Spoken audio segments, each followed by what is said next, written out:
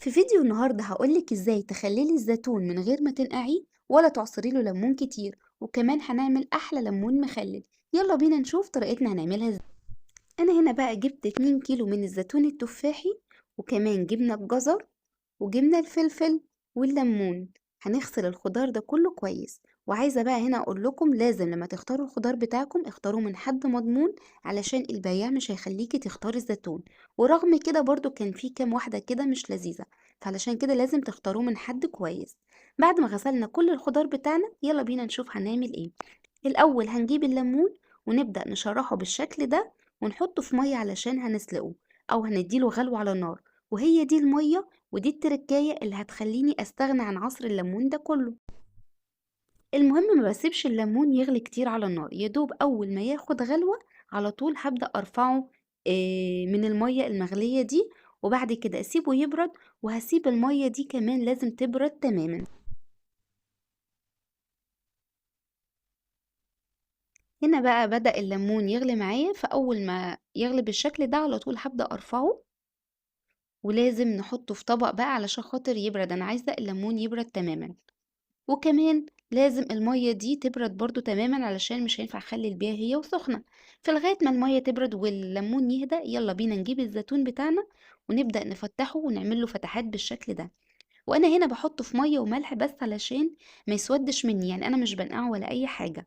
وعايزة اقول لكم ان بصوا انا وهنا بفتح ففي كام واحدة كده مكرمشة او فيها نقورة صغيرة، فالمهم انا مش هحطها في المخلل عشان خاطر دي ممكن تبوظ لي المخلل. يعني هما بص الصراحة الاتنين كيلو ما طلعوش غير الاربعة دول، فانا الصراحة استغنيت عنهم.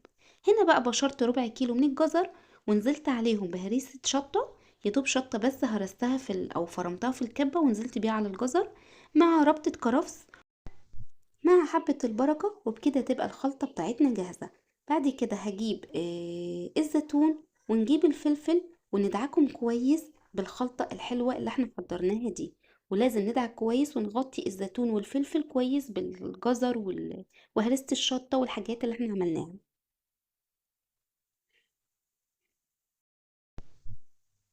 هنا بقى الزيتون والفلفل بقوا جاهزين واتغطوا تماما من الخلطة اللي انا حضرتها. يلا بينا نشوف كمان هنعمل ايه.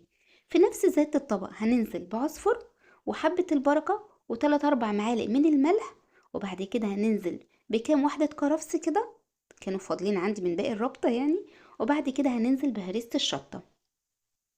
ويلا بقى نقلب الكلام ده كله مع بعض، وبكده تبقى خلطة الليمون اللي هنحشيها بيها الليمون يعني بقت جاهزة معانا. يلا بينا نجيب الليمون بتاعنا بعد ما برد تماما ونبدأ نحشيه كويس. وعايزة اقول لكم ان الريحة هنا كانت خطيرة.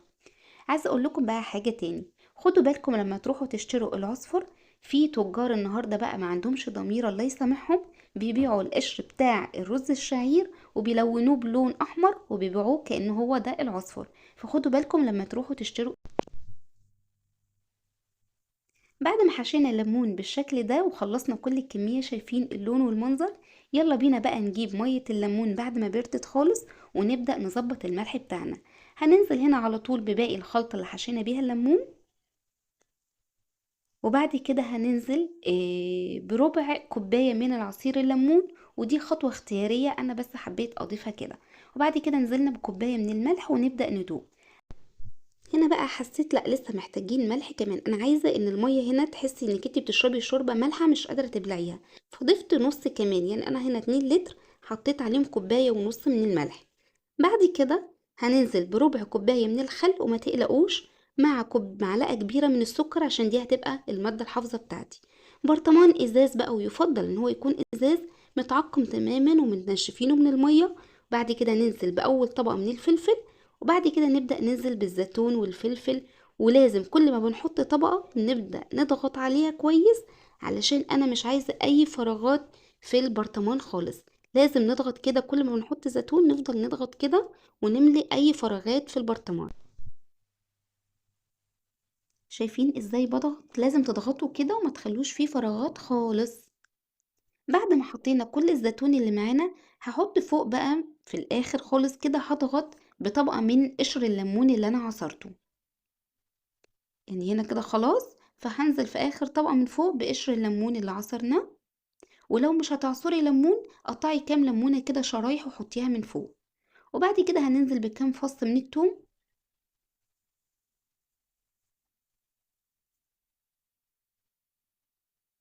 وبعد كده نجيب المية بقى اللي احنا حضرناها ونبدأ نسقي المخلل بتاعنا، ولازم تبقي حاطة طبق من تحت علشان ما نبهدلش الدنيا طبعا. بعد كده في الوش هنحط شوية زيت، وبعد كده بكيس تلاجة نغطي البرطمان بتاعنا ونقفل كويس. ولازم نسيب البرطمان بتاعنا على الطبق علشان هو هيفضل يحصل فوران فهينزل مية كتير، فيعني علشان منبهدلش الدنيا لازم نسيب الطبق كده. وزي ما قلنا لازم البرطمان يكون متعقم كويس ومنشفينه تماما من المية.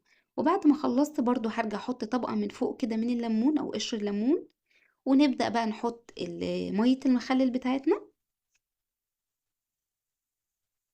وزي ما شايفين الدنيا بتتبهدل مننا لازم نكون حاطين طبق. وبعد كده طبعا في الاخر خالص هحط زيت، طبعا انا ما اتصورتش الحتة دي بس برضو حطينا زيت، وهنبدأ نقفل كويس. وبكده يبقى خلصنا كل المخلل بتاعنا. شايفين شكل الليمون ازاي بجد خطير، وادي الزيتون بجد مفيش اسهل من كده. وده بقى البرطمانة دي كانت الطبقة من فوق كانت زيتون خلص خلاص، فحطيت طبقة جزر علشان نعبي الفراغات. وهنا كده خلصنا الزيتون وخلصنا الليمون. بجد مفيش اسهل من كده، يلا جربوها وقولولي رأيكم ايه.